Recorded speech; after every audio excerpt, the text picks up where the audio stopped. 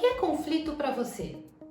Como você e a sua organização lidam com os conflitos no dia a dia? Que tipo de líder você deseja ser nessas situações? E o que podemos aprender com elas? Eu sou a Valesca, integrante da AID, Diálogos Transformadores, e neste vídeo vou compartilhar pontos a partir de conceitos da mediação de conflitos que podem potencializar as suas habilidades de liderança e te ajudar a lidar melhor com as situações do dia a dia. Para uma grande parte das pessoas, conflito remete a algo ruim, a discussões calorosas, até enfrentamentos, a desentendimentos ou a situações mais sérias que demandam intervenções de terceiros. O que poucas vezes nos lembramos é que o conflito pode e deve ser visto como algo natural e inerente à nossa natureza humana. Um exemplo é o momento do nosso nascimento. A nossa tendência seria de permanecer no conforto quentinho do útero materno, mas a evolução nos solicita que enfrentemos o desafio de nascer, com todos os desconfortos que este processo acarreta. Deste momento em diante, o conflito vai sempre fazer parte das nossas vidas. Somos seres únicos, certo? E por conta disso, cada um de nós carrega visões diferentes, valores, crenças, biografias, necessidades e até culturas diferentes. É então super compreensível e natural pensar que diferenças irão surgir à medida que nos relacionamos, concorda? A questão então passa a ser como nós lidamos com as diferenças. Vamos dar uma olhada no ambiente organizacional. Você já viu pares discordarem de uma decisão e tomarem atitudes divergentes que acabaram por colocar suas equipes em situações delicadas? Ou já viu pessoas disputando poder e o impacto que este jogo causa no ambiente organizacional? Alguma vez o seu trabalho foi impactado por outra pessoa que não cumpriu com o combinado? Ou você já teve dificuldade em lidar com alguém que pensasse muito diferente de você, até mesmo fosse de outra geração ou de outro país? Você e eu poderíamos enumerar casos e casos de situações reais dentro das empresas que podem remeter a conflitos em diferentes graus. A forma como compreendemos e agimos nessas situações vai impactar diretamente na nossa capacidade de tomar decisões mais ou menos assertivas e, em última instância, vai influenciar a qualidade das nossas interações. O convite que faço aqui é para olharmos para os conflitos como oportunidades para pontos de inflexão e mudança, oportunidades de crescimento e aprendizagem. Claro que não é sempre que acordamos dispostos a enfrentar conflitos, mas olhá-los como um fenômeno natural nos ajuda a lidar com a situação e a manter o distanciamento intelectual e emocional tão necessários. Então vamos lá, nesse momento você pode estar se perguntando: como é que eu vou manter tal distanciamento se somos humanos e nossas emoções estão presentes a todo momento? Benjamin Franklin disse uma vez: observe todas as pessoas, principalmente você. Aprenda a observar e reconhecer as emoções que estão presentes em você. Quando reagimos a uma situação, normalmente caímos na armadilha do atacar, recuar ou se esquivar. E muitas vezes usamos uma combinação destas três reações. Assim, é fundamental observar-se e observar o outro, saber reconhecer e nomear as emoções que estão presentes em você e outra coisa, não atribuir o mau comportamento de alguém à pessoa diretamente, e sim à situação ou ao problema que a pessoa está vivendo. Por exemplo, alguém está falando de forma enfática com você e usando palavras duras que parece ter sido escolhidas somente para te atingir? Pare, respire e pense por um segundo. Como isso está te afetando? Que emoções estão vivas em você?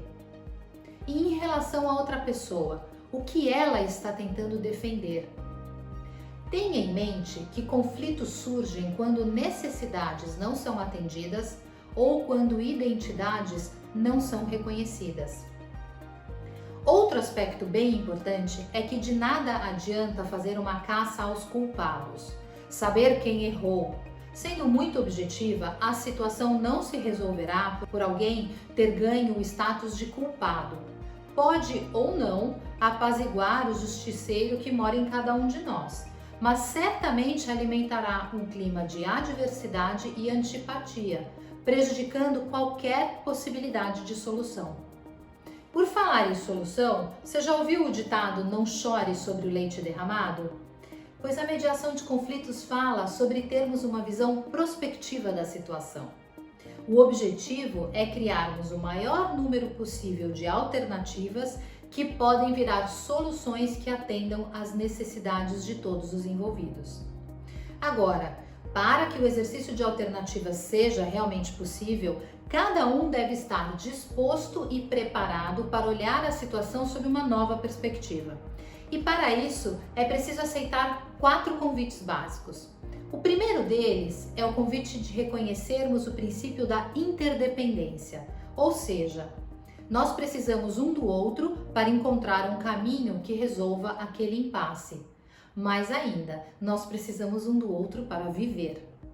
Martin Luther King disse uma frase mais ou menos assim: todas as pessoas estão presas numa mesma teia inescapável de mutualidades, entrelaçadas num único tecido do destino. O que quer que afete um diretamente, afeta a todos indiretamente. Eu nunca posso ser o que deveria ser até que você seja o que deve ser. E você nunca poderá ser o que deve ser até que eu seja o que devo ser. O segundo convite diz respeito a refletirmos sobre a nossa autoimplicação nessa situação. Em que medida eu sou o responsável por isso? Que comportamentos meus ajudaram a chegarmos até aqui? O que eu posso fazer para manter a situação como está e, em igual medida, o que eu posso fazer para mudá-la? Ao reconhecermos tanto a nossa implicação quanto a do outro, em uma determinada situação, nós poderemos evoluir do eu ou do você para o nós. O terceiro convite é para cada um estar aberto a repensar suas ideias iniciais. Resolver conflitos não é convencer o outro de que a sua solução ou ideia é a melhor. Talvez seja justamente por isso que vocês chegaram a essa situação.